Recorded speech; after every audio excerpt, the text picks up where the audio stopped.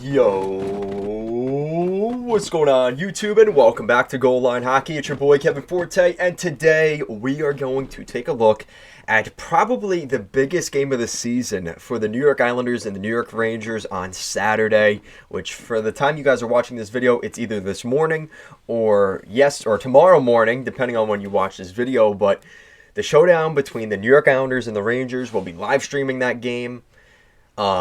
This is going to be a bloodbath in every sense of the word, and we're going to take a look at that today. So, I will admit, right off the bat, I am an Islanders fan, but I know I have my Rangers supporters here on the channel, and I love Ranger fans on my channel. You know why? Because if Ranger fans are willing to understand and listen to me, that means I'm unbiased enough to make takes that are fair.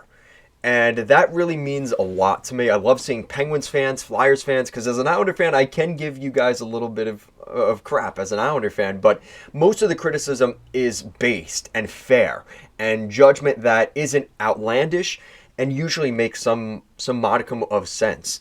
And today, I'm going to go in a little bit on both teams because both teams have their flaws. Both teams have had their problems, specifically in this game.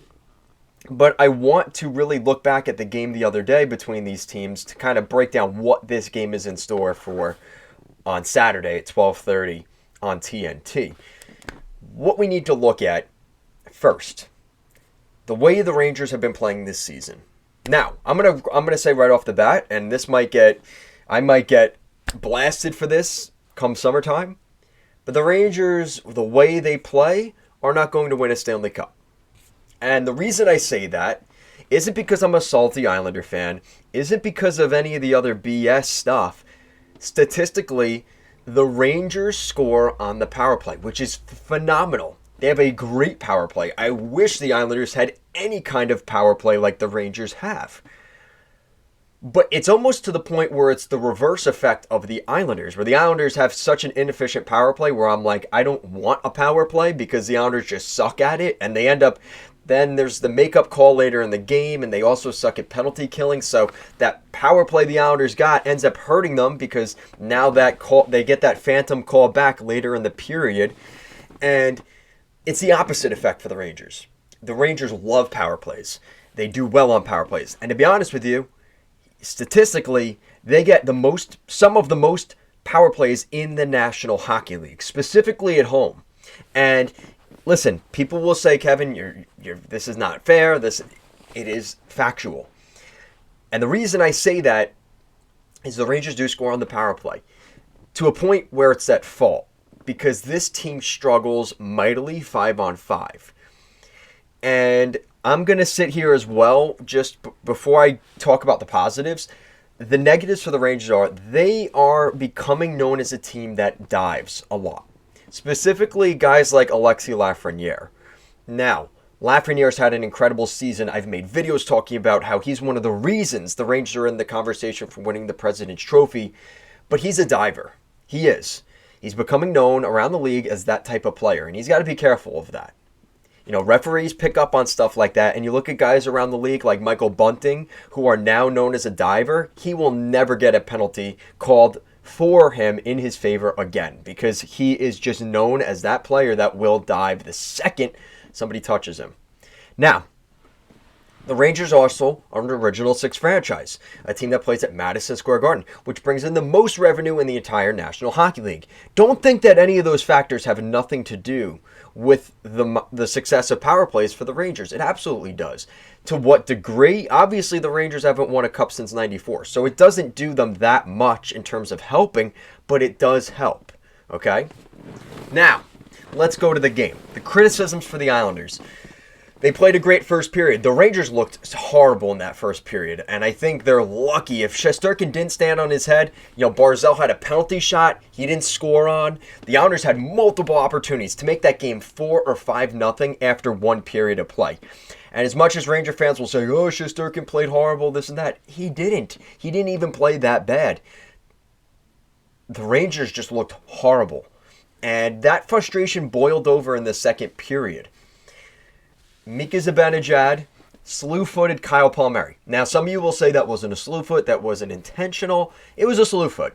And Kyle Palmieri has dealt with a lot of injuries the last 2 years. That was a brutal play by Zibanejad. I'm sorry. Now, if it was intentional, that's even worse. I can't say for certain it was or wasn't, but that was a brutal look. And Palmieri was, I mean, that could have been really, really bad. Okay? End of the second period.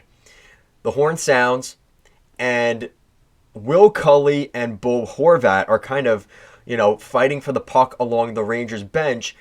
And Cully gives a shove. If Horvat wasn't paying attention enough, Cully could have put Horvat's head into the Rangers bench, like into the bench. And that was kind of uncalled for. Now, this obviously leads to the third period, where Adam Pelech, the second period, where Adam Pelech, right, has the intentional, unintentional hit on Zibanejad. For a modicum of a second, I think Pelech saw him, but I don't think anything he did was intentional. And Zibanejad definitely drew that up a little bit. He definitely stirred that up a little bit. Plus what he did in the first period with the slew foot, he was definitely baiting for a power play. Now the Rangers, here we go. Were the Rangers baiting for power plays? A team that is so notoriously good on the power play, why wouldn't they be diving? Why wouldn't they be looking for calls? Because this is how the Rangers play. So, as an Islander fan, as much as I can be upset about it, it's up to the referees. It's up to the officials to understand where things are at. And in that game against the Rangers scored their 2 power play goals. What? In the second period, they had 3 power plays within a 5 or 10 minute span. I don't even think it was 10 minutes. Maybe like between 5 and 7 minute span, they had 3 power plays. 2 penalties that were kind of questionable.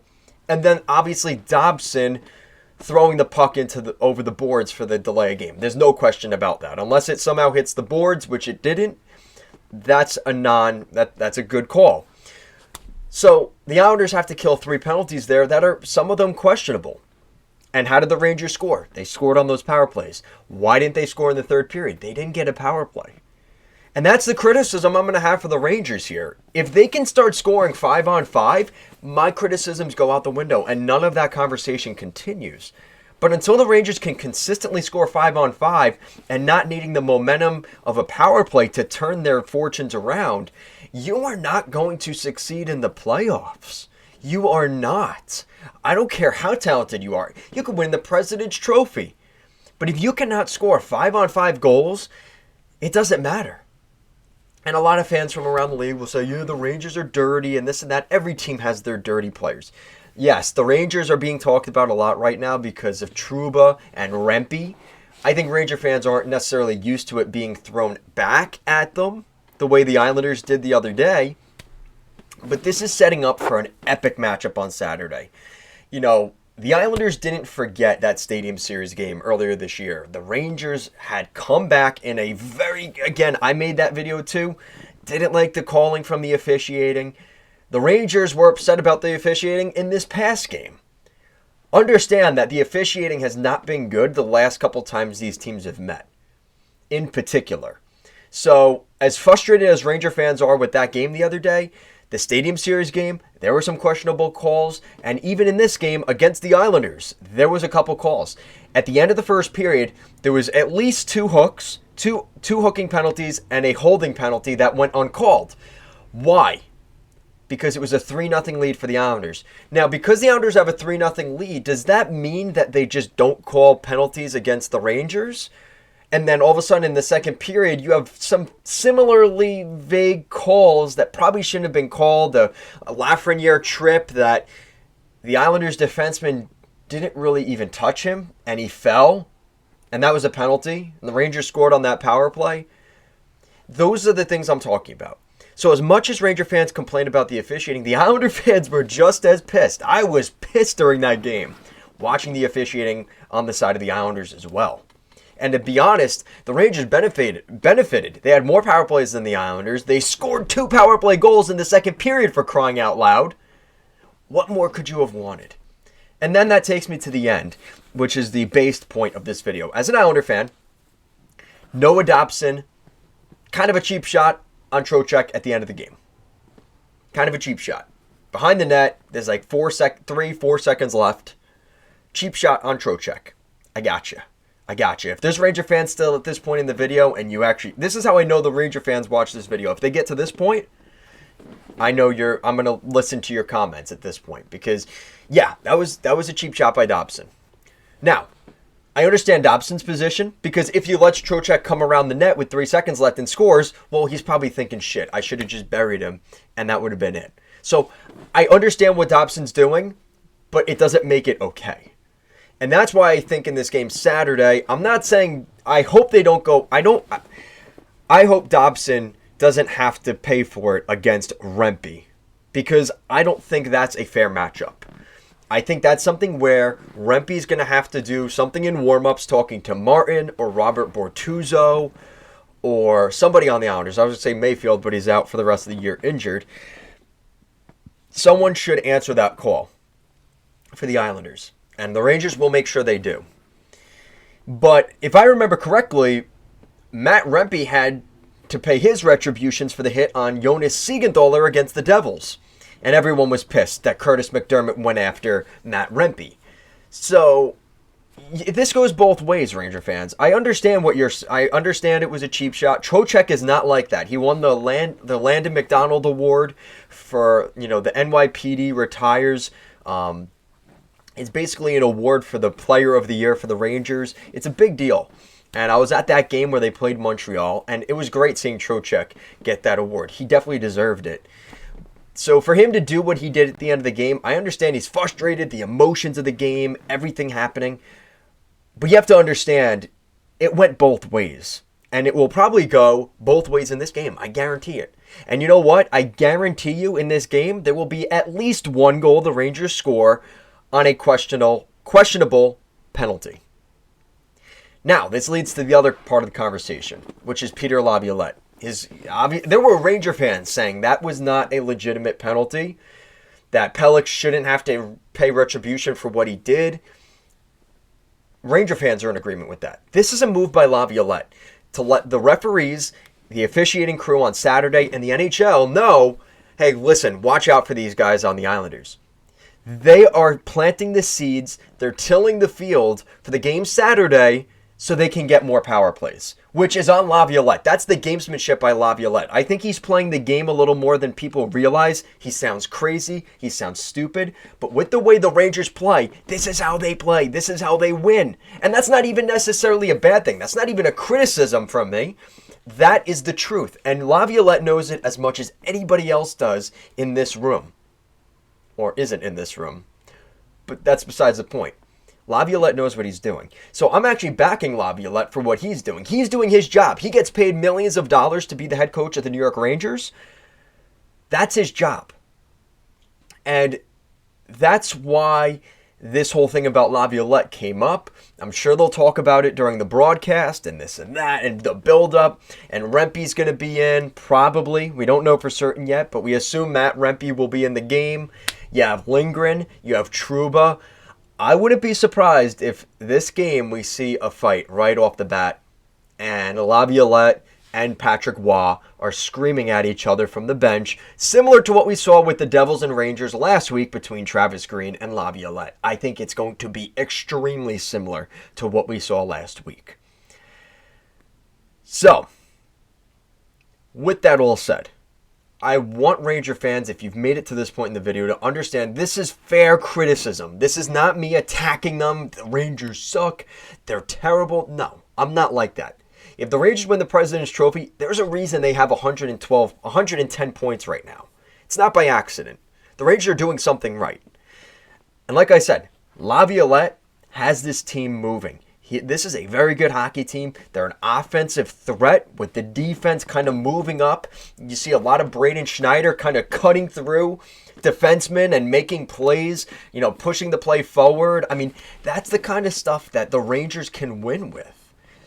But, like I said, you also have to accept the criticism as well. And I think that the Islanders are going to have to answer the bell as much as whether I agree with it or not, doesn't really matter.